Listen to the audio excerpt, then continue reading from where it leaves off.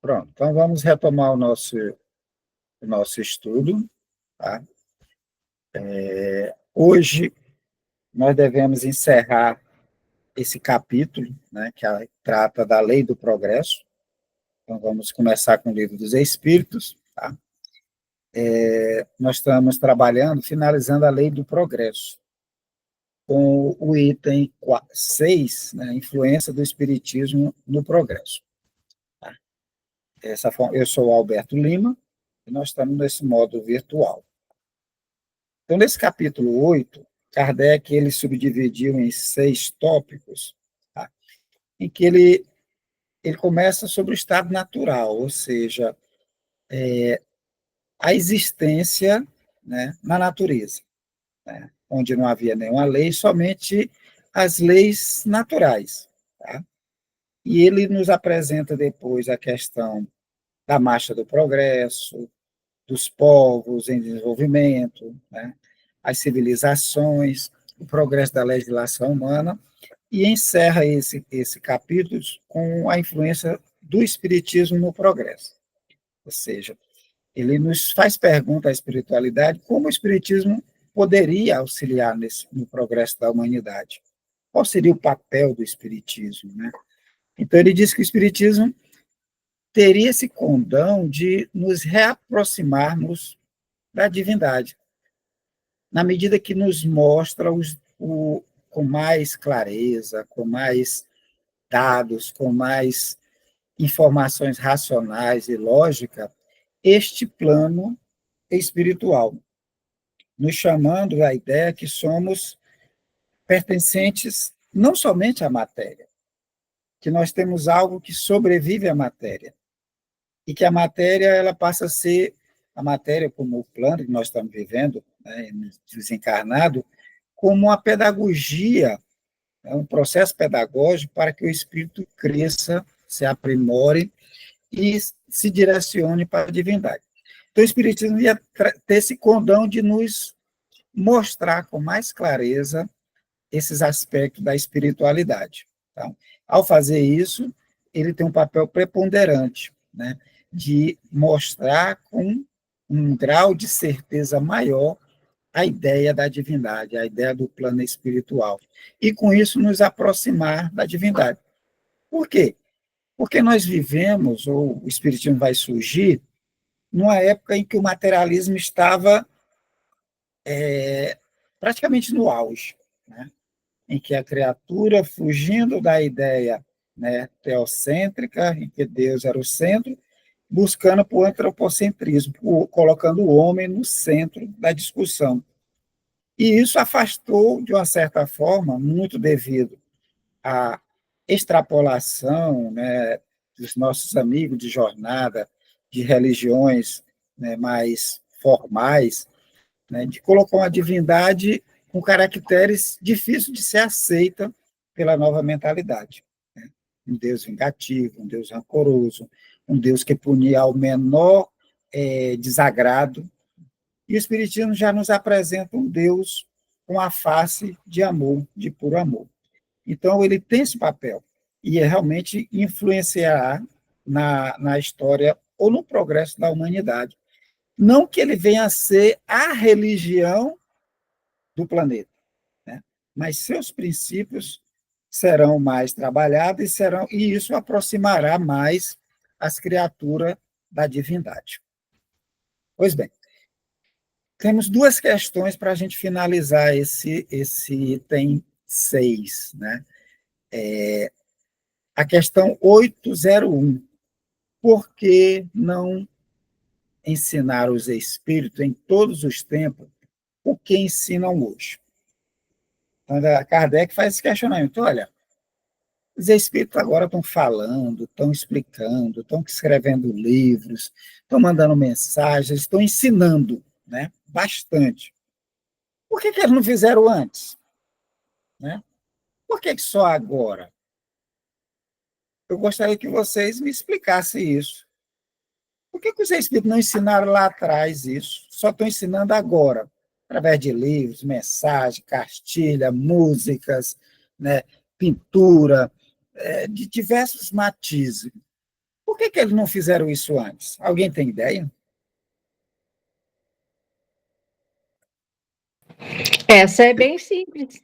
Se é que eles não fizeram, né? Mas nós não entendemos, né? Até porque não tem como dar uma criança do pré-primário uma aula de aritmética de segundo grau ou de uma faculdade, né? As coisas nos são dadas, nos são oferecidas de acordo com aquela evolução e com a necessidade espiritual daquela fase em que cada espírito se encontra.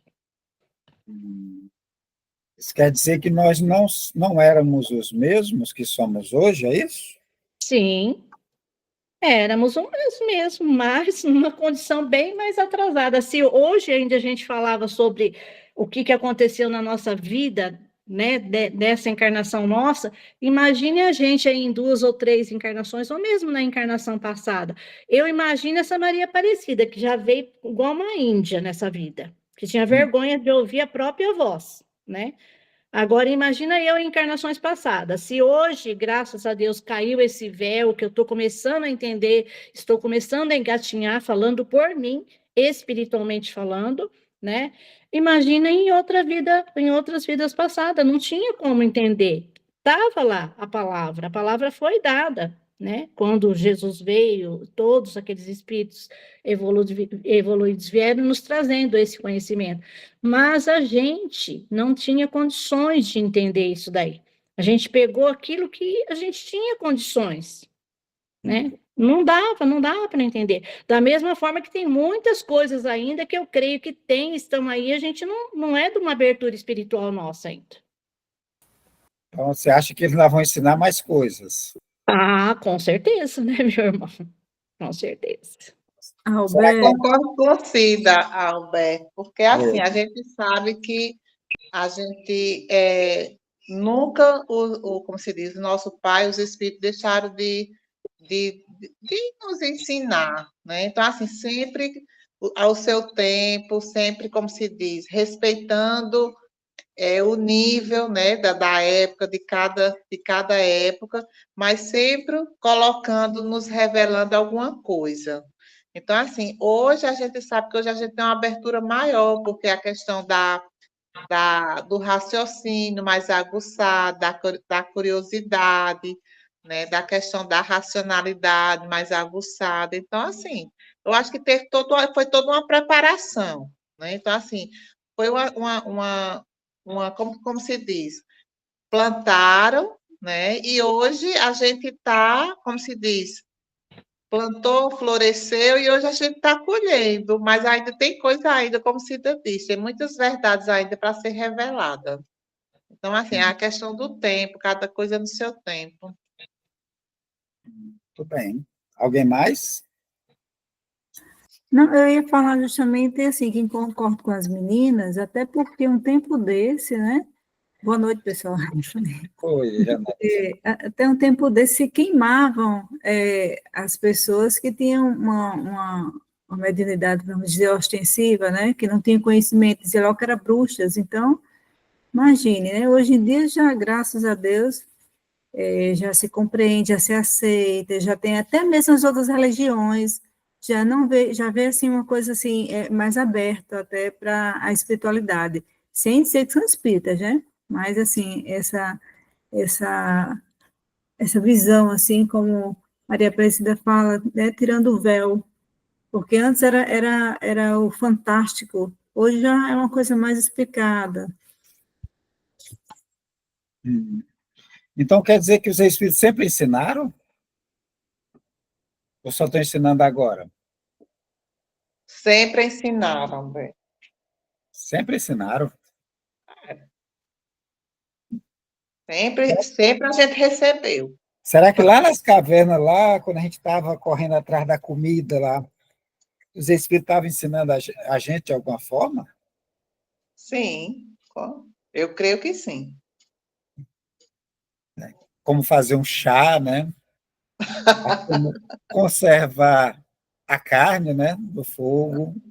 Se Alguém proteger do teve a ideia de frio. botar a carne perto quando inventaram o fogo, né? É. Quando criamos o fogo. As intuições, Alberto. Intuições, né? Verdade, né? As intuições, né? As intuições. Quando estava andando, o caminho a seguir, né? Qual seria o caminho correto no meio da mata. Então, os espíritos... Muita coisa vem, e ainda vem por intuição ainda. Muita coisa ainda vem, né, para a gente ainda, intuir. Exatamente. Então, se a gente olhar direitinho, eles estavam lá orientando, ensinando, pela intuição. Cuidando, zelando, né? E sempre tinha alguém que via, né? Eram os deuses, né? Os deuses apareceram a fulano, Deus mandou dizer isso, né? O Deus Yahvé mandou, né? O Deus Tupã apareceu, né? Sempre os espíritos tiveram, tá? Só que as mentes, como a Edina falou, né? As mentes eram muito tacanhas. A gente estava mais preocupado em caçar o que comer. Era sobrevivência, né? Esse negócio de não matar o companheirinho, o colega, não tinha efeito se aquele colega lá tivesse no meio entre a caça e a sobrevivência do clã, né? Então, esses ensinamentos, ser fraterno, são seu irmão de jornada, isso não era levado em consideração porque a mente daquelas criaturas ainda não entendia dessa forma. O importante era o quê? Comer, né? As leis principais, lei de conservação.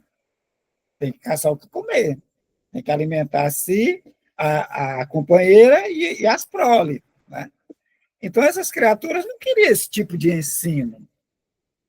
Eles não queriam esse tipo de ensino de fraternidade. Precisou de um bom tempo, né, de desenvolvimento, né, de plantar sementes, né, de alguns mensageiros virem mostrar algumas relações de moralidade, até vir um Cristo para dizer como fazer.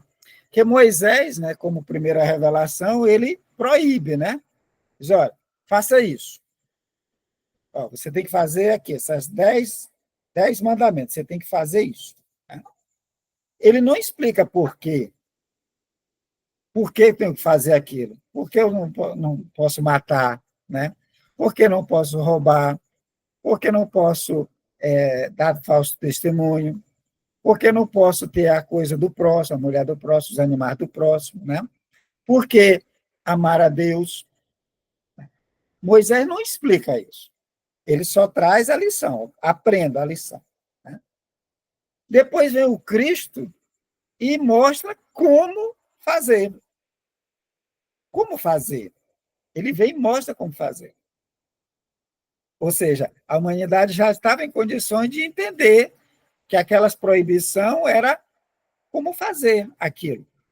E o Cristo vai e faz. Posteriormente, 1800 anos depois, ele manda a terceira revelação, que vai dizer o porquê que se deve fazer. O Cristo mostra como, mas aquelas criaturas que da época do Cristo não estavam em condições de entender por que daquele jeito.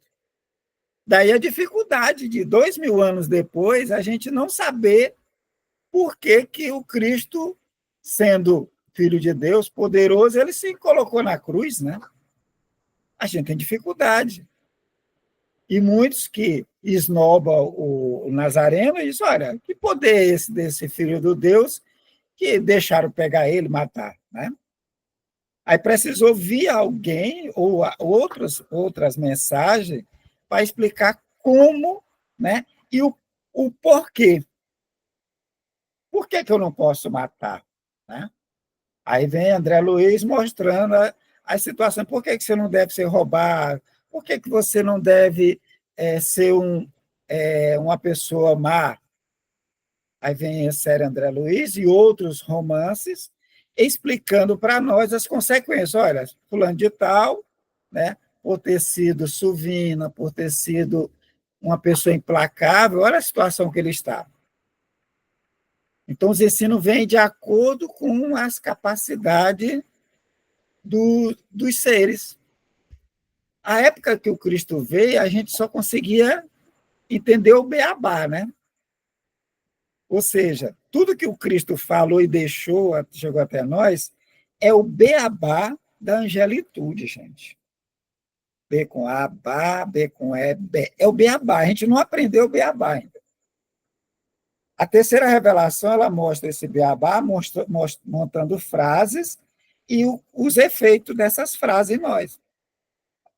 Mas deve ter muito mais coisas a serem reveladas, que agora, com a racionalidade, a lógica mais apurada, a gente vai ter condições de estender esse beabá e receber ensinamentos novos. E já começamos a ter essas condições. Aí você vai ver os livros da Lavra de Franciscano Xavier, Dona Ivone Pereira do Amaral, de Divaldo Franco, né? Mostrando causa e consequência. Aqui e acolá apresentando elos novos, né? Ensinamentos novos, coisa que não tinha, né, primeiramente. Né? Lá em Kardec, né, ele fala do mundo espiritual, mas não tinha os detalhes do mundo espiritual. Que o espírito, ao desencarnar, ele continua falando, ele continua tendo fome. Em Kardec, você não percebe isso. Ele não consegue entender ou explicar para nós. Que o cabelo cresce, que tem plantas do outro lado, que tem alimentos do outro lado. Então, estão sendo revelados à medida que a gente tem as condições. Porque esse ensinamento, para algumas pessoas, eles não entendem ainda. Algumas pessoas, quando você fala, olha, você vai continuar do outro lado, andando, precisa de roupa, precisa de alimento, hospitalizado. Algumas criaturas se negam até a pensar nisso. Não, isso não existe. Morreu, você vai ficar deitado, né, dormindo, ou vai para um lugar ruim. Então, são ensinamentos novos que precisava um tempo, não é isso? Mas vamos ver o que é que o Espírito de Verdade fala para a gente sobre esse questionamento, porque o que os Espíritos não ensinaram, né, o que estão ensinando hoje. Aí ele diz, olha, não ensinais às crianças o que ensinais aos adultos, e não dais ao recém-nascido um alimento que ele não possa digerir. A Aparecida já tinha chamado a atenção para isso. Nós éramos crianças, gente. A época de Moisés, bebês. A época do Cristo, a gente tinha uma idade assim infantil, 2, 3, 4 anos. Né? Então, nós não poderíamos falar, o Cristo não poderia falar da ciência à época. Não tinha ciência. Né? Ele não poderia explicar, quando fala lá com o diálogo de Nicodemos, né? Ele não poderia falar em matéria, corpo físico, corpo etéreo, perispírito, porque não tinha condições ainda. Então, ele usa a linguagem do tempo. Né? O que os antigos entendiam que tudo originava? Da água. Ele vai dizer para Nicodemos, né? O que é da água, nasce da água, o que nasce do espírito é do espírito. Em outras palavras, a água era a matéria. O que é da matéria é matéria, o que é espírito é espírito. Então, não tinha como explicar isso, porque éramos crianças. Não tínhamos como receber esse alimento mais substancioso. Não tem como nós explicarmos às crianças, né, álgebra, camadas eletrônicas. A criança de 2, 3 anos não tem, 4 anos, 5 anos, ele não vai saber a questão de quântico, coisas quânticas, não tem como. Cada coisa tem seu tempo. Era preciso que primeiro nós dominássemos o fogo, aprendêssemos a cozinhar os alimentos, formar ambientes maiores, conviver nos ambientes maiores. Né? É preciso desenvolver equipamento, técnicas, instrumentos, tudo direcionado à sobrevivência. Depois, as civilizações formadas, vêm os aprimoramentos. E ele continua. Eles ensinaram muitas coisas que os homens não compreenderam ou adulteraram. Né? Quando o Espírito fala da divindade, né, ou aparece, aquelas criaturas tomaram aquelas aparições como a própria divindade. Olha, me salvou, me disse, me trouxe uma palavra, me direcionou para qual lado, o que é que eu tinha que fazer. Era um Deus, passou a ser um Deus. Né? Eles ensinavam e as pessoas adulteraram os ensinamentos. É o que fizeram com Cristo, transformaram o Cristo no Deus. Né? Ele era o mensageiro, era o Messias, e transformaram o Cristo no Deus. Hoje ele é idolatrado, ele é cultuado em tronos frios, adulterando a palavra. Ele sempre diz, eu vim no nome daquele que me enviou, né? Eu vim em nome do Pai, né? Eu sou o Filho do Homem. Mas nós adulteramos seus conhecimentos, seus ensinamentos, né? Mas que pode compreender agora. Com seus ensinos, embora incompletos, preparar o terreno para receber a semente que vai frutificar. Então, todos os espíritos sempre vieram, sempre trouxeram informações, seja pela intuições, seja por aparições, seja por induções, seja puxando a gente ou guiando, né, através de sugestões, eles nos deram as condições, plantar as sementes, que hoje, com a mente mais racional, mais lógica, com mais conhecimento, nós podemos observar com mais facilidade. E entender que existe muito mais coisas para a gente aprender. Provavelmente, daqui a uns tempos, vai surgir novas revelações. Nós não devemos achar que o Espiritismo é a última revelação, a última bolacha do pacote. Teremos novas revelações, sim, à medida que nós formos desenvolvendo mais e mais as nossas capacidades. Ok? Alguma colocação? Acho que alguém quer colocar alguma coisa, não entendeu? Vamos lá? Então, por que os espíritos não ensinaram? Os espíritos sempre ensinaram. É o que o Espírito de Verdade está dizendo. Eles sempre ensinaram muitas coisas. Tá? Então, desde que estavam lá nas cavernas, a espiritualidade maior estava nos guiando. Ou seja, nós nunca estivemos só, em nenhum momento. Nos momentos de dores que nós estivermos passando, nós não estamos só. Tem sempre uma pleiade de espíritos a nos auxiliar, a nos intuir, né, a bons pensamentos. Só que nós, às vezes, nos fechamos, né? Tentamos nos isolar, e por uma questão de livre-arbítrio, muitas vezes nossos protetores deixam. Quer, filho, quer ficar um pouquinho só? Fique. Tá? Na hora que você tiver disponibilidade e disposição, estaremos a posto. Então, eles sempre nos ensinaram. Tá? Vamos para frente? Questão 802. Kardec, então, humano como era, né? Olha, visto que o Espiritismo tem que marcar um progresso da humanidade, né? Por que não apressa os espíritos esse progresso? Né? Ele diz, olha, o Espiritismo vai marcar, vai ser um estímulo para a humanidade. Por que os espíritos não apressam esse progresso? Por meio de manifestações de forma tão generalizada e patentes, né? Que a convicção penetre até nos mais incrédulos. E aí? Por que os espíritos não começam a aparecer, aparição, fenômeno de todo jeito, para dizer, olha, existe o mundo espiritual, olha, existe vida após a morte, né? Por que eles não fazem isso? Alguém tem ideia? Não é que os espíritos não fazem isso, é tudo aquilo que a gente viu na lição, na pergunta anterior, é aquilo que nós não estamos preparados ainda para isso. Não são os espíritos que têm que acelerar, os espíritos já estão evoluídos. Quem tem que evoluir para chegar a esse ponto somos nós. E Deus não tem pressa para isso também, né?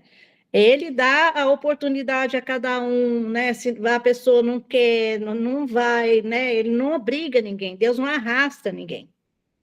Né? Ele dá o livre-arbítrio para cada um, enquanto cada um não estiver preparado, não tem como fazer isso daí. O próprio Cristo veio e fez um monte de milagre. Quantos milagres que Jesus fez?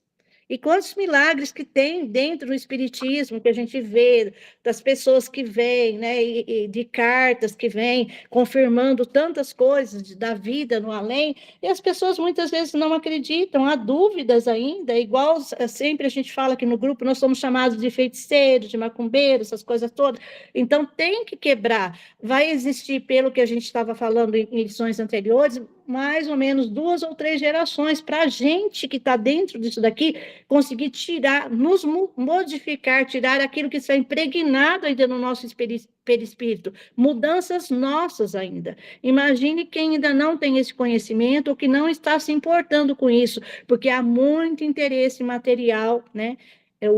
Dentro do orgulho, do egoísmo, da ganância que predomina ainda, então tem muita coisa ainda para ser quebrado ainda, para ser mudado, né, para ter essa transformação. Então não há pressa dos espíritos nisso daí. Se eles quisessem, lógico que eles fariam, né? Mas e nós? O que seria da gente? E aí? Muito bem. Eu lembrei da época de Kardec, né, aquelas manifestações das mesas, né? Então, Uns 4 anos as mesas girando, batendo, todo lugar fazia, né? E que fim ocorreu? A maioria esqueceu, né? então, Do copo, né? Aquela brincadeira do copo, né? As pessoas acham que tem, mas não é tão crédula, né? A gente pode lembrar também de Jesus, né? Que ele fez tantos milagres, mas pediram a ele para que ele fizesse algo grandioso, né? Aí eles, olha, é difícil fazer. Deus faz o tempo todo. Ele estava lá, quantas pessoas ele curou, né? Podemos remeter também à questão lá do rico e o mal rico, né? Lázaro e o mal rico, né? sim. E Lázaro estava acolhido no seio de Abraão e o mal rico, vendo aquilo, pede que Abraão mande Lázaro, né, até os irmãos, para que eles digam o que está acontecendo com ele, para não ir para lá, né? E Abraão fala que se ele aparecesse lá, ele não ia acreditar nele. Quem não acredita mesmo. Ele não ia acreditar no Lázaro. E ele já tinha Moisés, né, e os profetas, né? Tá tudo aí, né? Tudo aí, né? Tá tudo aí. Mas Kardec é humano, eles, mas o espírito não pode fazer isso, por que eles não fazem, né? De tal forma que abrisse e mostrasse para todo mundo, para que todos acreditassem, né? E os incrédulos deixassem de ser incrédulos. Mas vamos lá, vamos ver o que é que o Espírito de Verdade fala para Kardec. Desejarei as milagres, mas Deus os semeia a mão cheia nos vossos passos e tende ainda os homens que os negam, né? Ou seja, ele dá um puxão de orelha. Espera aí, Denizar, você está querendo milagre, é? Mas é só o que tem, gente. Todo dia, né, o sol aparece para nós. Não é? Todo dia o sol não aparece? Todo dia tem um vento, tem as estações, o vento, vem a chuva, né? Vem o vento que limpa, né? A energia do sol que chega, as plantas que fazem aquele trabalho maravilhoso de crescer, de produzir alimento para a gente, para todos os outros, né? Então, todo dia tem isso, né? Deus despeja a mão cheia, né? Mas tem gente ainda que nega a divindade. Tem gente que acha que não existe Deus. O Cristo, ele próprio convenceu seus contemporâneos com os prodígios que realizou, né? Ele curou 9 leprosos, né? 9 leprosos. Aliás, 10 leprosos, né? E desses 10 curados, só um voltou para agradecer. só um voltou. Sem contar os cegos, os paralíticos que andaram, né? As diversas doenças que ele curava, né? Mas quem que foi curado ali que passou a ser discípulo dele? O próprio Lázaro, né, que foi ressuscitado, entre aspas, né? Ninguém viu ele seguindo assim Jesus para ser um discípulo de Jesus. Não é? Ou seja, o Cristo fez muitos prodígios. Está narrado nos evangelhos a quantidade de prodígios maravilhosos que ele fez. Mas ele não convence as pessoas pelos prodígios. Então, Alberto, o caso de Lázaro é muito interessante e profundo, né? Porque ficou durante muito tempo, as pessoas acham que Lázaro ressuscitou. E não foi falado naquela época que ele teve um ataque de catalepsia, acho que é um nome, não sei se é esse correto que eu falei agora, que eu acho que me fugiu da mente. Catalepsia. Porque não iam entender o que era isso. Hoje, com a medicina, com o avanço da medicina, que se sabe que isso aconteceu naquela época. Mas o povo daquela época, até então, não tinha condições de entender o que estava acontecendo ali. Ficou por ressuscitado, como se ele tivesse ressuscitado. Mas para eles era um prodígio, né? Era um prodígio, sim, muito uma grande. Uma pessoa que tira dos mortos o outro que está morto, do mundo dos mortos. Com certeza.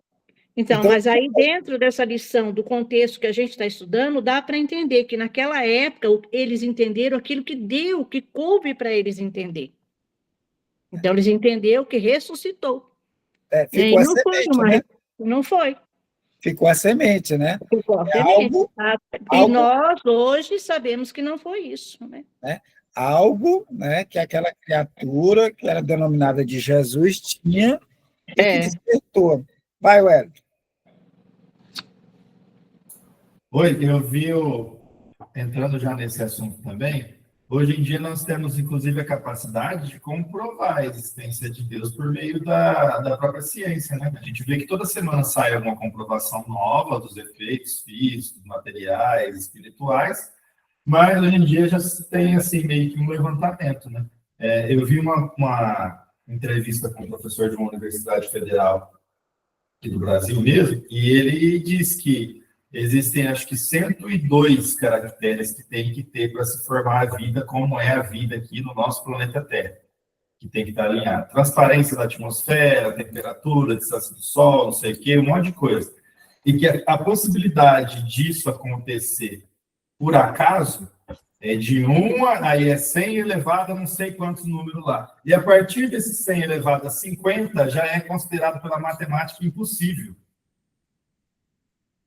Então, não teria como existir o nosso universo, a criação das coisas como foi, se não ter isso matematicamente falando. É impossível se não tivesse alguém orquestrando isso, uma força maior, organizando as coisas para ser da forma que é. Então, cientificamente, se analisar a fundo hoje em dia, como a nossa ciência já é um pouco mais desenvolvida, tem até como comprovar essa questão de fé, de Deus, tudo mais. E aí a gente pega isso fazendo o raciocínio inverso, né, do que era possível compreender há alguns tempos atrás, algumas eras atrás, na época de Cristo, na época de Moisés. Então, precisava ter a solidificação ainda de um conhecimento que não se tinha. Por que hoje em dia a nossa sociedade ainda não aceita isso como um todo? Porque isso a gente está falando de uma fatia lá da ciência que já está chegando num conhecimento mais profundo e que isso precisa agora solidificar e ser ensinado às novas gerações, e aí, a partir de um certo tempo, eles vão entender isso de uma forma geral, de que não tem como o universo ser organizado dessa forma, de como que ocorrem essas reações, de Deus, de milagres, enfim, né? Aí vai perder até a pecha de milagre, né? Porque já vai ser cientificamente comprovado que as coisas funcionam dessa forma, porque existe um Deus atrás de tudo isso que está organizando. E a própria ciência, né, que vem, os físicos estudando a matéria, né, eles começam a entender que não existe matéria mesmo, não. Quando adentra o átomo, né, o espaço tremendo que tem entre o átomo, entre os átomos e os elétrons, né, um espaço gigantesco. A própria ideia de matéria, como a gente compreende ou apreende hoje, né, Para aquele que estuda os elétrons, os átomos, né, e que vai buscar na física quântica algo a mais, vai percebendo que somos feixes de luzes, né? Somos feixes de energias concentradas, né? E fica complicado até a falar em matéria, né? Então, os materialistas estão chegando à conclusão que existe algo a mais, que é a divindade mesmo, né? E muitos Agora, eu imagino, por exemplo, tentar explicar para uma pessoa que não tão antes assim, mas, por exemplo, da idade do meu avô, com 90 anos, que a gente nunca toca em nada, porque os nossos átomos nunca se encostam. Não tem como. E é um conhecimento que hoje em dia a gente sabe que é assim, que a gente nunca encosta em nada, porque os átomos não se relam, não encostam no outro, né, se repelem. Mas vai explicar isso lá atrás. Não tinha estrutura para isso, não tem como. Não tinha, então, por isso que depende desse passo a passo. Né? Os espíritos, igual a minha mãe disse aí, eles estão evoluídos, eles têm informação. Se a gente pegar nosso lar, escrito lá na década de 60, de 50, 53 ali para frente, né? Acho que 43, né? 43, 42. Se a gente pegar nosso lar, a quantidade de coisas que só está chegando para a gente aqui agora, por exemplo, a gente fazer assim uma live, fazer a nossa reunião online aqui, que já era uma realidade lá em 43. Então, o que faltava? Faltava a estrutura nossa, a gente não tinha aqui o correspondente, né? É verdade, é mesmo. Já tinha live lá na época. O Alberto, nessa questão também na 802, né, que ele fala das manifestações, né? Isso. Porque assim, eu acredito também que essa fase das manifestações teve o seu tempo, né? A gente sabe que o progresso, ele sempre, como se diz, está caminhando, né? De acordo com a nossa maturidade, né, espiritual. Mas eu creio que a grande manifestação do espiritismo para o nosso progresso, eu acho que se dá mais no nosso íntimo, né, na questão da gente receber essas informações, essas verdades, e como se diz, e não ficar só na palavra, mas a gente sentir na forma de você sentir, de você praticar. Eu acho que vai mais por esse lado, porque hoje a gente está na era do sentimento, né? É verdade. Mas é. Então vamos lá. Aí ele continua explicando: ó, tu que deseja milagre, Deus faz isso. Queria milagre, Jesus fez tudo isso, mas poucos se convenceram de que existia ou que ele estava falando a verdade, né? E ele continua: não conheceis presentemente alguns que negam os fatos mais patentes ocorridos às suas vistas? A pessoa está vendo, participou da sessão, alguns são curados, né? Vai para uma sessão, para uma cura espiritual, é curado, é feita uma cirurgia espiritual, ou seja, é um fato patente, mas eles negam. Eu conversei com um colega e disse: olha, eu fui, fiz um tratamento, fiquei bom, e aí acreditou? Não, tenho dúvida. Não há os que dizem que não acreditaria mesmo que visse. Outra pessoa que diz: olha, eu não acredito, não existe espírito. Se me aparecer, eu não vou acreditar. Diz: olha, não é por meio de prodígios que Deus quer encaminhar os homens. Então, o Espírito de Verdade, lá em 1857, né, sobre essa pergunta de Kardec, os espíritos aparecerem de forma indelével, para que as pessoas acreditem. Ele dizem: olha, mas não é dessa forma, né? Por meio de prodígios que Deus quer encaminhar os homens. Na bondade divina, né, ele lhe deixa o mérito de se convencerem pela razão. Então, ele vai apresentando a situação, vai permitindo, e nós mesmos é que vamos olhando, analisando, né, o Alberto para se convencer. O Alberto era praticamente um ateu, né? Eu cheguei ao ponto de me considerar ateu, vindo do seio católico, mas não acreditava nas rezas, não entendia o evangelho, né? O Deus que eu conhecia era o Deus Yahvé, mau, vingativo, né? E eu não compreendia como tinha miséria, né? Por que que um Deus fez uma criatura deformada, né? E além de deformada, deficiente mental, além de deficiente mental, vivendo na penúria extrema. Não cabia a mim, na minha compreensão, eu não conseguia entender como é que uma criança nasce e morre assim que acaba de nascer, ela morre. Como é que pessoas acumulam fortunas que não tem como gastar nunca, já outros não têm o que comer. Então, eu não conseguia compreender isso, né? Por mais que a palavra de Jesus estivesse ali há mais de 2000 anos. Nasci no meio e não compreendia. Vai ser a própria razão, olhando, opa, esses fenômenos devem ter alguma coisa. Né? Esses fenômenos que acontecem ao meu redor chamaram minha atenção, e aí vem o interesse. Então, Deus permite, ele não obriga ninguém, ele não aparece para ninguém e diz, olha, eu sou Deus. Não é desse jeito que a banda toca, né? Então, ele quer o quê? Que a gente se convença usando os nossos próprios meios, né? A razão, a lógica, né? O entendimento, o sentimento. Vai nos apresentando e dizer, olha, existe Deus, sim. Tudo está organizado, ninguém está perdido, o mundo está, assim, sob um gerenciamento.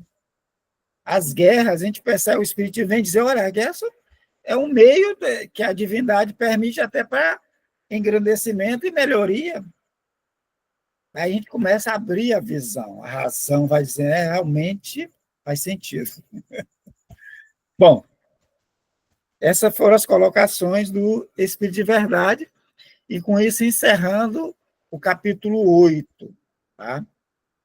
Encerrando o capítulo 8, no próximo encontro a gente já vai mudar para o capítulo 9. Então, vocês já podem adiantarem, estudarem, leem os tópicos, as questões, para a gente discutir e debater aqui. Beleza?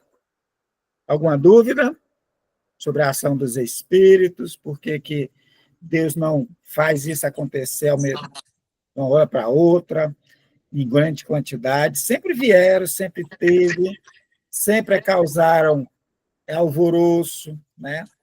E a humanidade, às vezes, nega, às vezes, além de negar, ela persegue aqueles que se propõem a apresentar os aspectos espirituais ou espiritualizantes, né?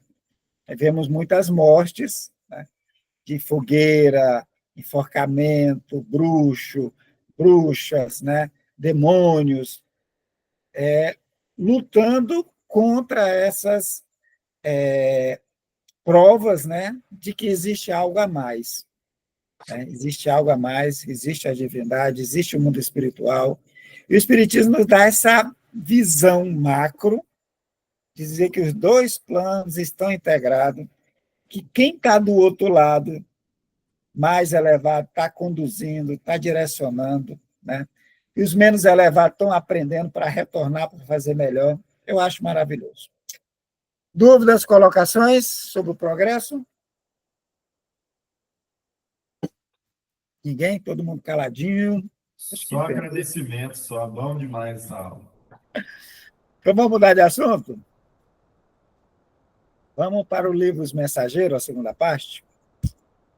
Então, vamos lá. Cadê a nossa amiga leitora oficial para nos localizar? Qual é a... Nós já começamos esse capítulo 18, tá? Mas ele tem muita informação, até o título, informações e esclarecimentos, né? E nós começamos ele. Fomos até onde, Fátima? Nós estamos na terceira folha, no último parágrafo, nesse inteirinho. Nesse inteirinho, Aniceto interveio, esclarecendo. Achei. Tá, nesse inteirinho, aqui. Bom, então só para ambientar quem não estava ou quem não leu ainda, sugiro que leia, tá? Todos os livros. Eu já fiz a leitura, agora a gente está estudando, apontando, a gente vendo que, como tem coisas que na primeira leitura a gente não compreende. Um estudo assim sistematizado nos auxilia ou desperta interesses bastante. Então, o que está narrando nesse livro?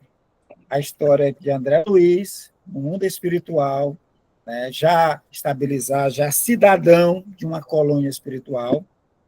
Cidadão, ou seja, ele chegou como doente, foi acolhido como doente, foi tratado.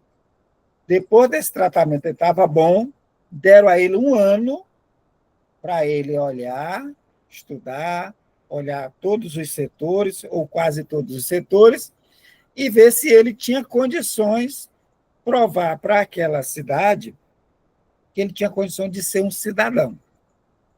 Então, ele começa a trabalhar, e depois de um certo tempo, quase mais de ano de trabalhando, foi autorizado ele a voltar na casa onde ele viveu na Terra, né? Ele voltou lá e encontrou um ambiente diferente. Na cabeça dele, a esposa ainda era dele, os filhos ainda eram dele. Tá? Quando ele chegou lá, a esposa já tinha casado com outro, né? Tinha proibido os filhos de falar até no nome dele, e aquilo deixou André Luiz meio sem terra, né? Tirou o chão dele. O chão era a família. Só que a família tomou outro rumo. E aí, o que é que ele fazia agora? Por sugestão de uma amiga, ele diz, olha, você tem que preencher sua mente. Procure fazer coisas novas. Por que você não faz um curso? E ela sugeriu fazer um curso, ele foi fazer um curso para ser mensageiro. Né? Para a gente parece algo estranho, vendo de fora. Né? Olhando a história do livro, a gente percebe que ser mensageiro no mundo espiritual tem um cunho maior. Ser mensageiro não só para vir trazer uma mensagem, entregar e sair fora. Não, mensageiro é vir e praticar a mensagem. Aí ele nos apresenta a situação de que, quando encarnamos, algumas criaturas pedem missões específicas, seja na ciência, na música, na arte, na filosofia, né, na religião, missões. Então, a criatura se prepara lá para ser um cientista, se prepara para ser um estudioso, um filósofo, ele se prepara para ser um músico, ele se prepara para ser um religioso. Então, todos que vão encarnar, que estão aqui, vieram com o propósito de fazer o bem. Coloquemos isso em destaque. Todas as pessoas que estão na Terra, quando se programaram, eles vieram para fazer o bem. Agora, quando chega aqui, aí a gente toma um caminho diferente. Aqui, há o esquecimento desses propósitos, mas o seu eu, quem você é, o que você gosta, os seus interesses, continua muito forte. E muitas vezes aqui você mergulha na carne, esquece o propósito de fazer o bem, chega aqui, se adapta às teorias do menor esforço ou às teorias materialistas, e muitos resolvem só viver do prazer. Aí é onde há as quedas. Passa para o vício, passa para a criminalidade, para fazer o mal. Mas ninguém encarnou, veio para cá com esse objetivo. Mas a divindade deixa para que ele possa aprender. Com os próprios erros, ele aprende e quem está próximo também vai aprender. Então, André Luiz se propôs a fazer esse curso.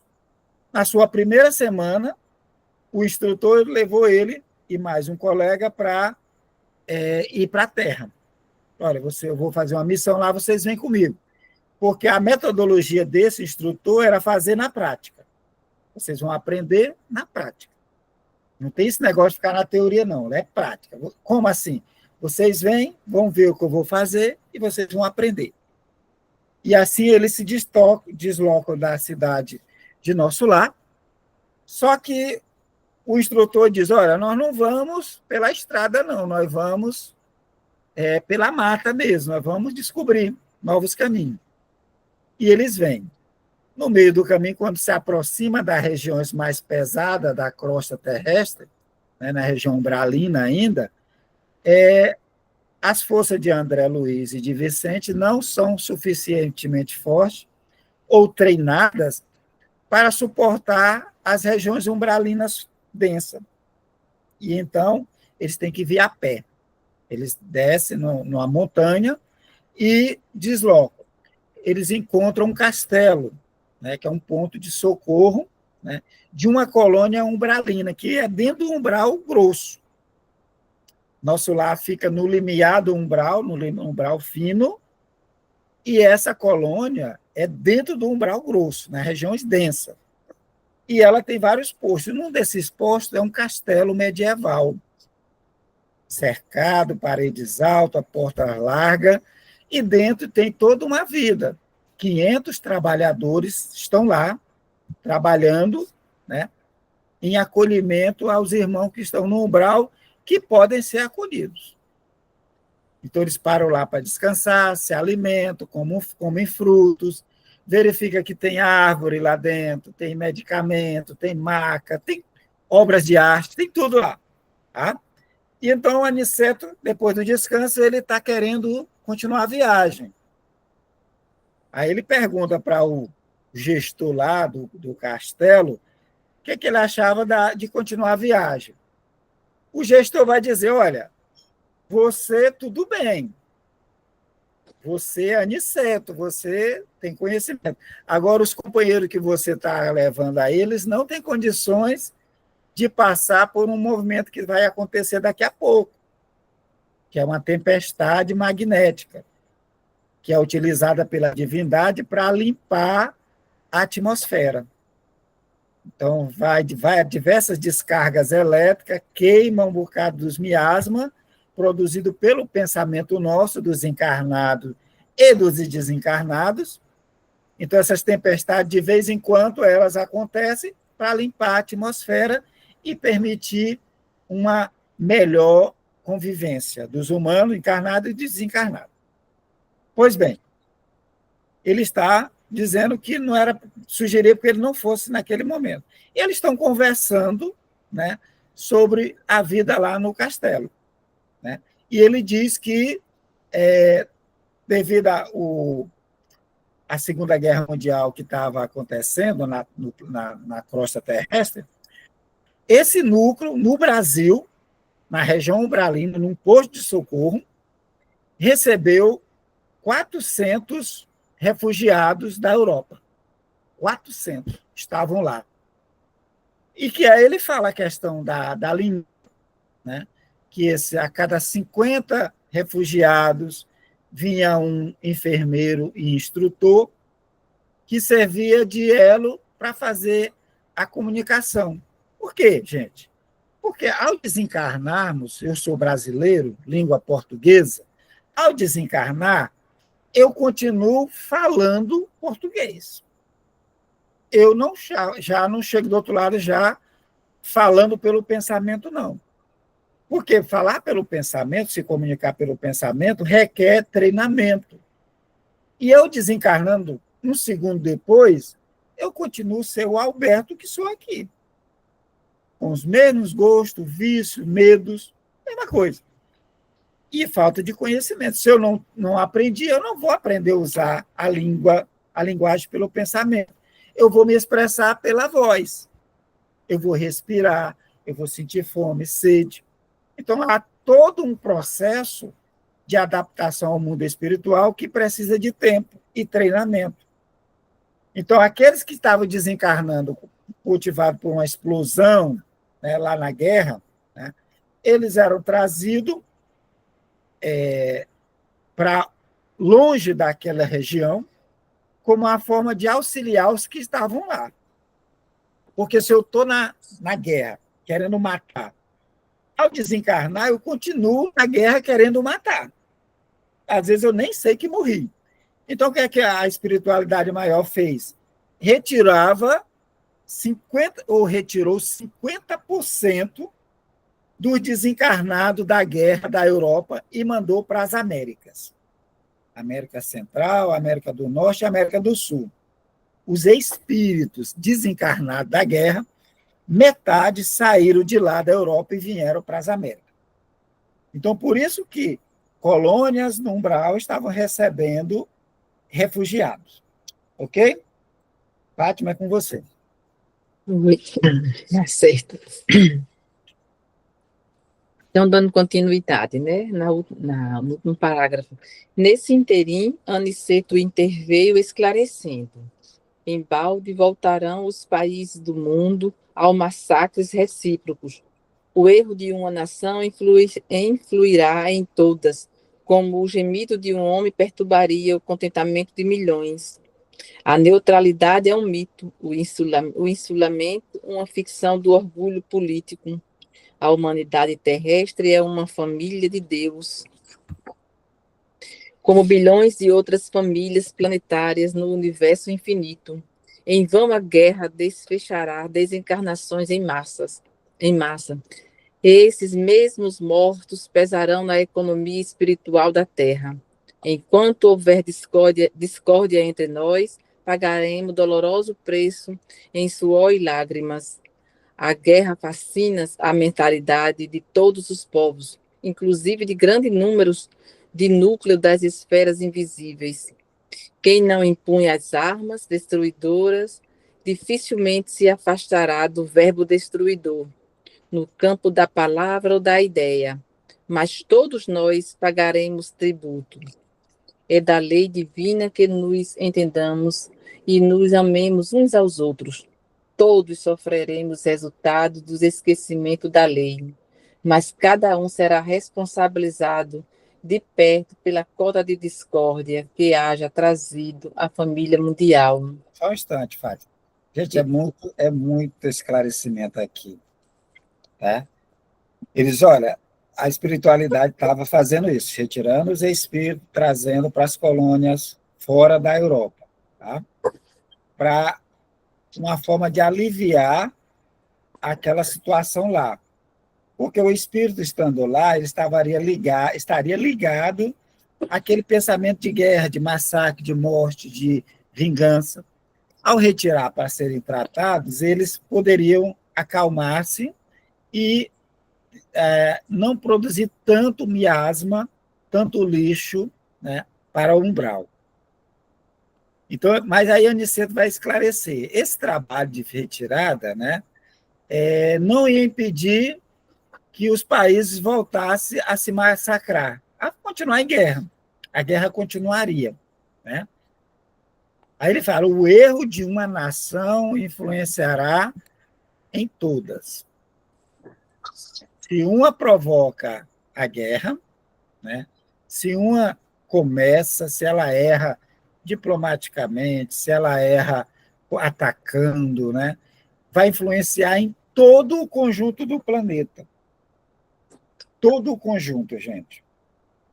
Diz, olha, neutralidade é mito, né? Insulamento é uma ficção política. Ah, não, eu estou longe, eu estou neutro, não quero participar da guerra. Mas todo e qualquer conflito que ocorra na crosta do planeta influencia no planeta inteiro. É isso que ele está chamando a atenção. Por quê? Porque a humanidade terrestre é uma família de bilhões de outras famílias, outras famílias planetárias no universo infinito. Então, os espíritos que moram aqui na Terra, tá, eles fazem parte, tá, da família universal. Aí ele fala, bilhões de outras famílias planetárias. Há uma sugestão de que teria aqui em torno de 24 a 28 bilhões de espíritos no planeta Terra. Tá? Mas tem espírito nos outros planetas do Sistema Solar também. Em Plutão, em Marte, em Júpiter, em Saturno, em Urano, Netuno. Então, lá também tem conjunto de humanidades. Isso no Sistema Solar. Só na nossa galáxia fala em 200 bilhões de sistemas iguais, sistemas solares. Os últimos conhecimentos apresentados pelo cientista, que se acreditava que era 200 bilhões de galáxias, eles estão falando em 3 trilhões de galáxias. 3 trilhões de galáxias. É a ideia do que seria o universo. Né? Ou seja, se cada galáxia tem 200 bilhões de sóis como o nosso, e cada sóis tem de 6 a 9 a 8 planetas, né? E cada planeta tem essa quantidade de espíritos, como na Terra aqui, e inclusive planeta que tem muito mais, que são maiores, né? Então, a humanidade toda é família de Deus. Então, eles estão brigando entre si, dentro do planeta Terra, eles estão perturbando toda a ordem. Por isso que ele diz, o erro de uma nação influenciar todas as outras. Aí ele fala, em vão, a guerra desfechará a desencarnação em massa. Por que é em vão? Porque o espírito não morre. Gente, é uma dificuldade grande de tirar a criatura do umbral para reencarnar, né? Para passar um tempo na carne. Aí você vai lá numa guerra, você desencarna milhões de criaturas de uma vez só, desencarnação em massa. Ela morreu? Não morre, continua vivo. É em vão você matar. Esses mesmos mortos pesarão na economia espiritual da Terra. Porque se você acha que tem terroristas encarnados, né? Ah, tem terrorista encarnado. Tem muito mais terroristas desencarnados. Tem muito mais. Tá? Então, morreu, o cara queria guerra, ele saiu do corpo, agora ele pode entrar em muito mais casa, provocar muito mais perturbações.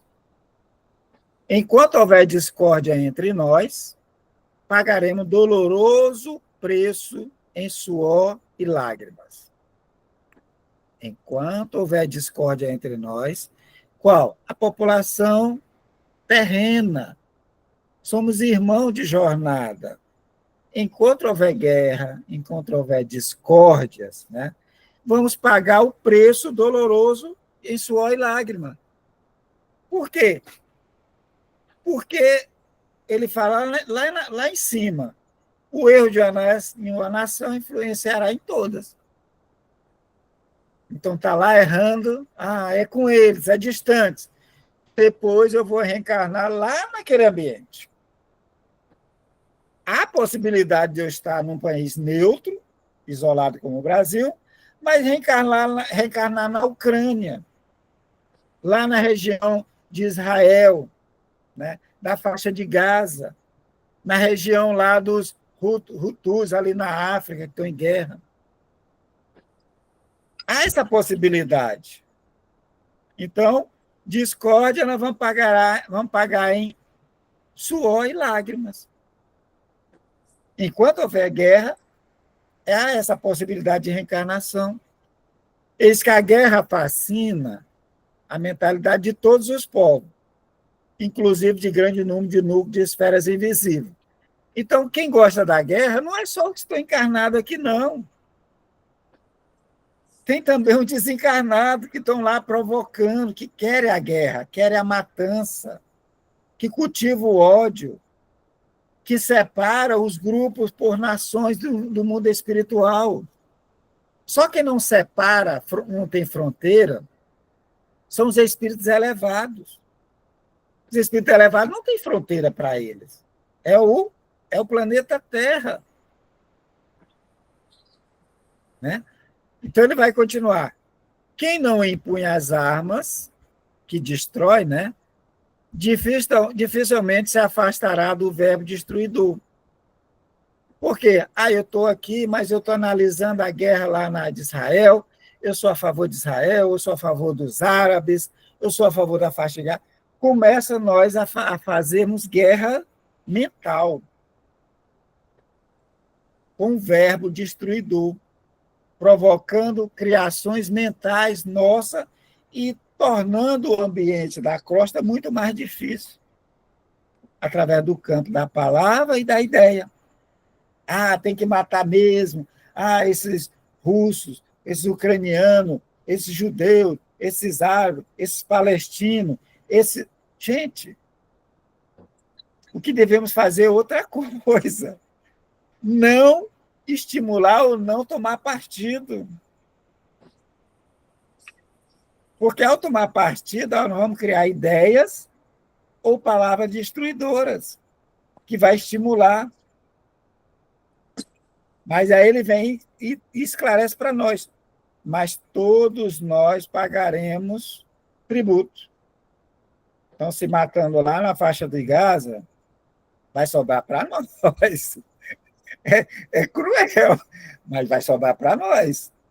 Então, se matando lá na África, vai sobrar para nós. Então, se matando lá na Ucrânia, vai sobrar para nós. É da lei divina que nos entendamos e nos amemos uns aos outros. Por que sobra para nós? Porque não estamos fazendo ou cumprindo a lei de amor. Então, todos sofremos o resultado do esquecimento da lei. Todos. Vai passar. Porque vamos reencarnar nesses locais desolados, nesses locais onde houveram matanças. Vamos ser filhos daquelas criaturas que estão enrijecidas pelo ódio. Né? Vamos reencarnar nesse momento. Vamos pagar o nosso preço. Vamos, às vezes, com a missão de confortar, de levar novas mentalidades, mas vamos. Porque é da lei que nos entendamos. Então, ele diz, todos sofreremos resultado do esquecimento da lei. Mas cada um será responsabilizado, né, pela cota de discórdia que haja produzido ou trazido à família mundial. Então, vai todo mundo sofrer igualmente? Não. Se você sofre pela palavra, pela ideia de destruição, você tem sua cota. Né? Se você não gostou, olhar o cara feio, você tem sua cota. Porque a lei é de justiça também, né? Mas todos nós seremos responsabilizados enquanto o nosso planeta não estiver harmonizado ou o planeta regenerado, né? Vai, Fátima. Alfredo, que parecia ponderar seriamente os conceitos ouvidos, observou. É justo. Aniceto voltou a considerar, após silêncio mais longo. Estive pessoalmente, a semana passada, em Alvorada Nova, que fica em zonas mais altas, e vim a saber que avançados núcleos de espiritualidade superior dos planetas vizinhos, desde as primeiras declarações desta guerra, determinaram providências de máxima vigilância nas fronteiras vibratórias mantidas conosco. Ensina-nos os vizinhos beneméritos que devemos suportar nos próprios ombros toda a produção de mal que levarmos a efeito. Somos, finalmente, a casa grande, obrigada a lavar a roupa suja nas próprias dependências. Só um instante, Fátima. Aqui também tem algo, tem uma informação muito valiosa. O que Aniceto diz? Olha, ele diz, foi pessoalmente, na semana anterior, ele foi em Alvorada Nova. Alvorada Nova é uma colônia muito mais antiga e muito mais elevada do que a cidade de Nosso Lar. Então, ela está numa zona muito superior ao Nosso Lar.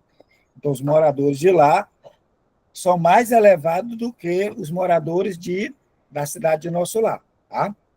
Então, ele foi para lá e lá ele soube, né, que avançado núcleo de espiritualidade superior dos planetas vizinhos.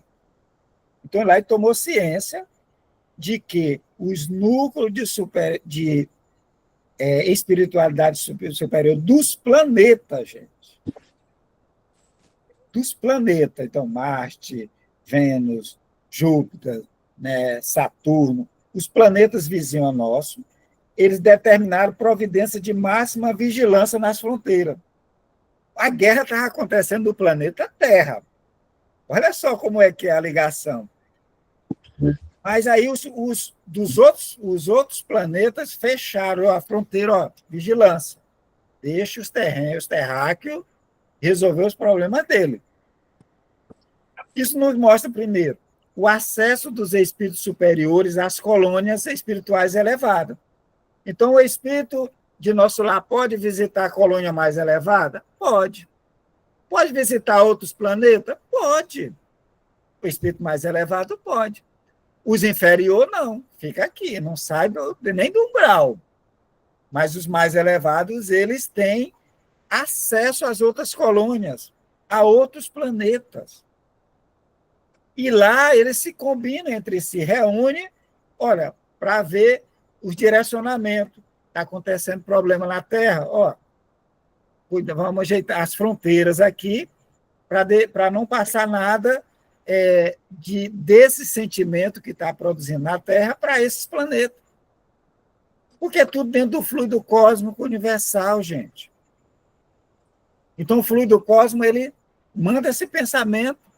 Então, ele vai barrar, ó, vamos barrar que esse pensamento de matança, de guerra, de violência, não ultrapasse, não chegue nos nossos planetas. Interessante demais isso. Ou seja, comunicação entre as colônias, comunicação entre os planetas. Espírito superior é tudo humanidade. Nós é que ainda insistimos, ó, Brasil, ali a Argentina, ali o Paraguai, Estados Unidos, ali... Nós é que insistimos, mas o Espírito superior não tem isso. Tá? Aí ele diz aí, para uma metáfora, né? Ensina-nos os vizinhos beneméritos que devemos suportar nos próprios homens toda a produção de mal que levamos a efeito. Você não está produzindo? Fica com ele. Não vem trazer tua porcaria para cá, não. Isso é maldade? Não, gente. Isso é aprendizado. Olha, por que nós vamos receber essas correntes vibratórias de maldade e de guerra que está produzindo no planeta Terra? Não. Vamos fechar as fronteiras para isso. Tá? Vai, Fátima. Sorrimos todos com essa comparação. Ismalha, que permanecia em silêncio, não obstante a funda impressão que se lhe estampara do rosto, considerou com delicadeza. Infelizmente, na afeição coletiva, somos ainda aquela Jerusalém escravizada ao erro. Todos os dias somos curados por Jesus e todos os dias conduzimos ao madeiro. Nossas obras estão reduzidas a quase simples recapitulações que fracassam sempre. Não saímos do estágio da experiência e dolorosamente, para nós, estamos sempre a ensaiar no mundo a política com os César, a justiça com os Pilatos, a fé religiosa com os fariseus, o sacerdócio com os rabinos do Sinédrio, a crença com os jários, que acreditam e duvidam ao mesmo tempo, os negócios com os Anáses e Caifás. Nesse passo, não podemos prever a extensão dos acontecimentos cruciais. Só um instante. Ismalha é a esposa, né, do gestor desse ponto de apoio. A gente já viu no capítulo anterior, né, que Ismalha, ela na encarnação anterior, ela foi esposa dele e ele aceitou uma calúnia, ele desprezou ela e ela desencarnou. E ao chegar ao plano espiritual, ela tinha evoluído e estava residindo em uma cidade superior à de nosso lar. Ismalha era muito superior ao gestor desse castelo. E, esporadicamente, ela vinha visitá-lo. Eles não moravam juntos. Tá? Ela tinha evoluído e ele não. Mas ele estava no processo, estava trabalhando para isso. Ele estava lá no umbral, né, trabalhando para tentar se elevar para chegar ao nível dela. Então, Ismalha é um espírito elevado. Então, o que ela vai dizer para nós? Né? Ela diz o seguinte: infelizmente, na afeição coletiva, no geral, né, somos ainda aquela Jerusalém escravizada. Ela faz uma metáfora. A humanidade, ela faz a metáfora comparando com a Jerusalém. Né? Todos os dias somos curados por Jesus e todos os dias conduzimos ao madeiro. Então, aqui é a pessoa que acredita e desacredita. Né? acreditamos nos ensinamentos e fazemos a coisa diferente. Nossas obras estão reduzidas quase sempre a simples recapitulações. Ou seja, é como se a gente estivesse só experimentando. A gente faz, erra. Faz, erra. Volta, erra. Volta, erra. Estamos todos os dias fazendo isso. Todas as vezes a gente volta para melhorar, a gente não se melhora, a gente volta a fazer o que estava fazendo antes. Né? Ou seja, as nossas obras estão reduzidas quase a simples recapitulações que fracassam sempre. Não saímos do estágio da experiência. Estamos só experimentando. Ao invés de progredir, a gente volta para experimentar, na experimentação. Experimentar a carne, experimentar o prazer, experimentar o poder, mas a gente não quer evoluir. Acredita? Desacreditando. E ela diz, dolorosamente para nós, estamos sempre a ensaiar. Né? Ou seja, a gente estamos só ensaiando, a gente não passa daquele ponto. Eu vou fazer, eu vou melhorar, eu faço 1000 promessas, aí reencarna, quando chega aqui faz a mesma coisa que tinha feito antes, ou às vezes até pior. Né? Aí ela fala, no mundo, a política com os Césares. Né? Nós estamos sempre a ensaiar, e vem para o mundo, aí a ideia é a mesma do César, poder absoluto, quando está no poder, não olha para o desenvolvimento, né? Quando a gente escolhe o governante mais como um César do que como padrão mais próximo a Jesus. Na hora de escolher um candidato, a gente escolhe aquele que às vezes a gente sabe que é errado e escolhe. A gente não olha o coletivo, que é melhor para o todo. A gente olha o que é melhor para o meu grupo, para mim. Né? São os Césares. A justiça com Pilatos. Ou seja, a nossa justiça não traz justiça. Né? Ela lava as mãos. Né? Às vezes a criatura sabe que a criatura tem direito, mas não faz, lava as mãos. Né? A fé religiosa com os fariseus. Ou seja, aquela fé somente formal, né? Nada interno. Os sepulcros caiados. Ou seja, você vai para o culto, você vai para a missa, você vai para a palestra, você fica ali. Naquele momento ali você absorve, saiu dali, você não coloca nada em prática. É tudo formal. Sacerdócio com rabino do Sinédrio. Né? Você é um palestrante, você é um padre, um pastor, mas você age como os rabinos do Sinédrio. Né? Somente o geral, vai com a Maria, vai com as outras, você não realmente absorve os ensinos. A crença com os Jários, ou seja, aquela criatura que acredita, desacreditando, não tem certeza, duvida de tudo. Será que Deus existe? Será que Jesus existe? Será que existe mundo espiritual? Aqui está dizendo que sim, mas eu não acredito. Então, aquelas criaturas que estão alternando, que não têm certeza. Né? E dúvida, e os negócios com os Anás e Cainás, e Caifás, né? Ou seja, negócios escusos. Né? Às vezes você sabe que é errado e continua fazendo, porque você quer ganhar mais, você não quer pagar o imposto. Né? Então, fica burlando, querendo burlar, ao invés de fazer o que é certo, o que é correto. Aí ela diz, nesse passo, não dá para prever a extensão dos acontecimentos cruciais. Ou seja, vai demorar um pouquinho ainda, né? Quando chega as nossas situações mais dolorosas, às vezes, em vez de ir para frente, a gente volta a dar um passo para trás. Vai, Fátima. Encantado com as definições ouvidas, aventurei-me a dizer, como é angustiosa, porém, a destruição pela guerra. Nestes tempos, contudo, observou Alfredo bondosamente, a prece é uma luz mais intensa no coração dos homens. Bem se diz que a estrela brilha mais forte nas noites sem luz. Imagine que para iniciar providências de recepção aos desencarnados em desespero, já fui mais de uma vez aos serviços de assistência na Europa. Há dias, em missão dessa natureza, fomos eu e alguns companheiros ao céu de Bristol. A nobre cidade inglesa estava sendo sobrevoada por alguns aviões pesados de bombardeio. As perspectivas de destruições eram assustadoras. No seio da noite, porém, destacava-se a nossa visão espiritual, um farol de intensa luz. Seus raios faiscavam no firmamento, enquanto as bombas eram arremessadas ao solo. A chefia da expedição recomendou nossa descida no ponto luminoso. Com surpresa, verifiquei que estávamos numa igreja, cujo recinto devia ser quase sombrio para o olhar humano, mas altamente luminoso para nossos olhos. Notei, então, que alguns cristãos corajosos reuniam-se ali e cantavam hinos.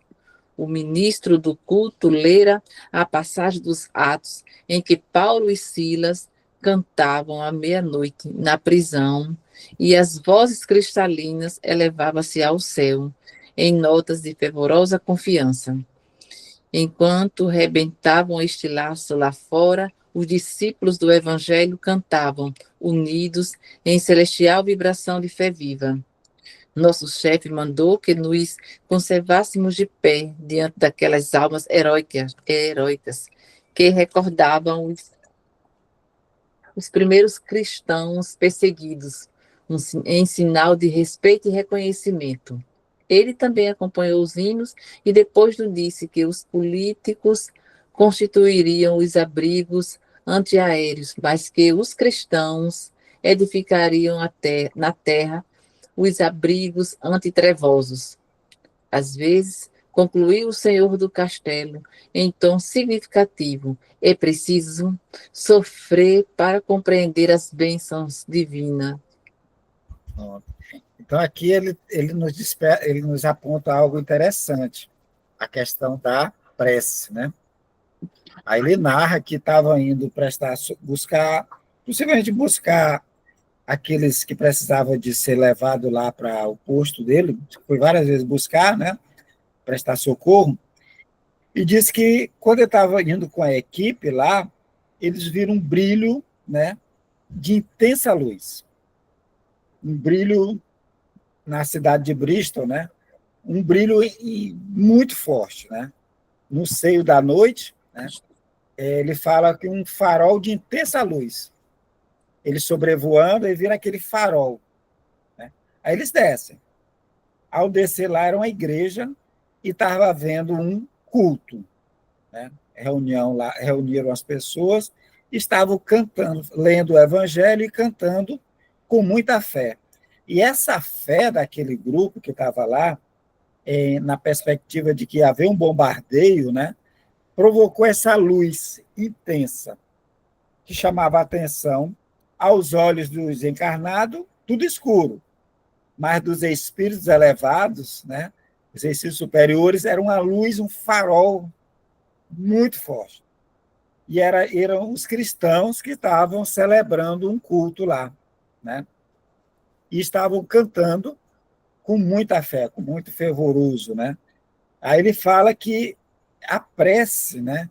Ela tem esse a união, né? Ele diz, a prece é a união à luz mais intensa no coração dos homens, né? E muitas vezes a gente esquece disso, que temos essa ferramenta da prece, né? Nos momentos difíceis, prece, gente. Nos momentos desesperadores, prece, entra em prece, né? Canta, faz uma meditação, conversa com a divindade, né? Porque ela tem esse poder de transformar, de chamar a atenção. Você em prece, você chama a atenção. E os espíritos elevados vêm em socorro, vêm atender essa prece, né? E ela funciona com algo material mesmo. Ela ilumina, né? E ao ponto do Alfredo, que é o gestor do castelo, dizer que, né, foi até o chefe lá, os políticos construíram abrigos antiaéreos, mas os cristãos edificariam na terra os abrigos antitrevosos. Quanto às trevas, é a prece, gente. A prece, né? Ela tem esse aspecto material na prece. Quando você entra em prece, você começa a emitir luz. A criatura que está em prece profunda, ela emite luz. Uma luz tão forte que rompe as trevas. E luz e trevas não se dão bem. Quando a luz chega, as trevas saem fora. Então é por isso que quando a gente termina uma prece, a gente se sente melhor, porque aquelas entidades que estavam perturbando, diante de uma prece fervorosa de coração, que ilumina tudo, eles largam aquele corpo ali, perispiritual ou corpo físico, eles são obrigados a sair por causa da luz da prece. Isso é interessante a gente lembrar disso. E o que a gente tem que fazer, né, para ajudar no nosso planeta, nosso habitat, nosso mundo, né? Temos que fazer prece pela paz, pelos doentes, por aqueles que sofrem, né? Essa é uma tarefa nossa. Ao invés de a gente ficar debatendo, discutindo quem é melhor em política, na justiça, né? Perdendo tempo em postagem perturbadoras, né? A gente tem que fazer uma prece em todos esses momentos. Né? Uma bomba, explodir uma briga, uma reportagem violenta, faz uma prece por aquelas criaturas. Né? E tem esse lembrete aqui. É preciso sofrer para compreender as bênçãos divinas. Então, às vezes é preciso a gente passar pelo sofrimento. Às vezes. Não é sempre, tá? A gente não precisa estar sempre em sofrimento, é só às vezes. Mas muitos de nós fica recapitulando, voltando a mesma coisa, né? Pelo sofrimento, para entender isso. Ok, gente? Pergunta, colocações?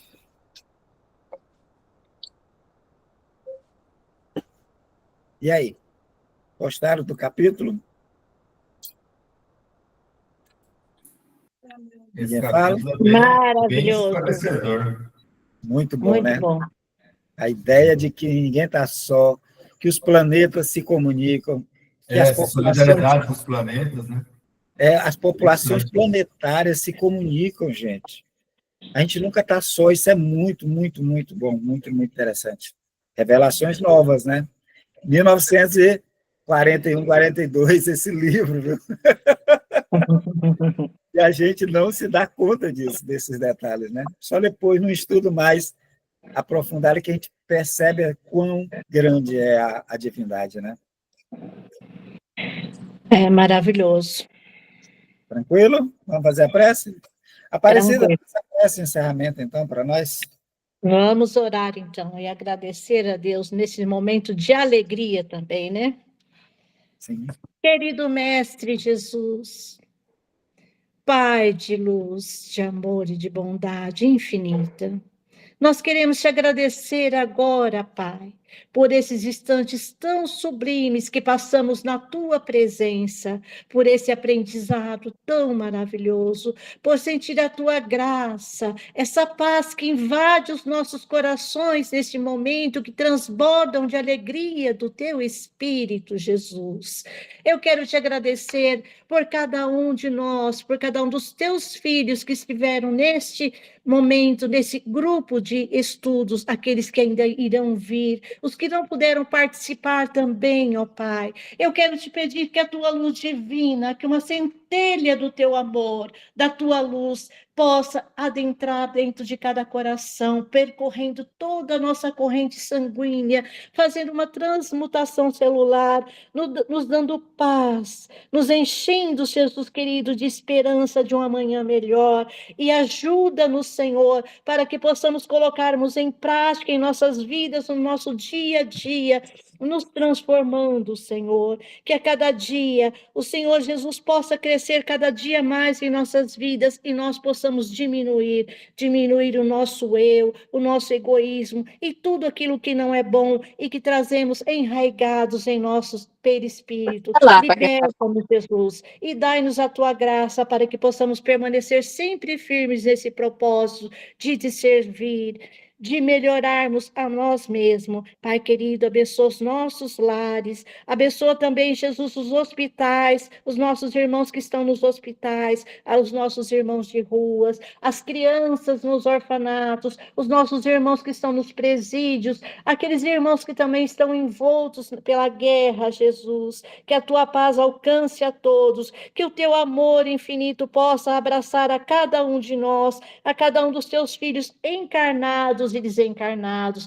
Eu te peço, Jesus, eu te agradeço, no nome santo e amado e bendito do teu Filho Jesus, que assim seja, Mestre amado. Sim, sim. Linda prece, Priscila. Boa noite. Linda Boa noite, Boa gente. Que Deus Obrigada, abençoe cada Aparecida. coração. Boa noite, Boa gente. noite. Gente, muito bom. Valeu, obrigado por tudo.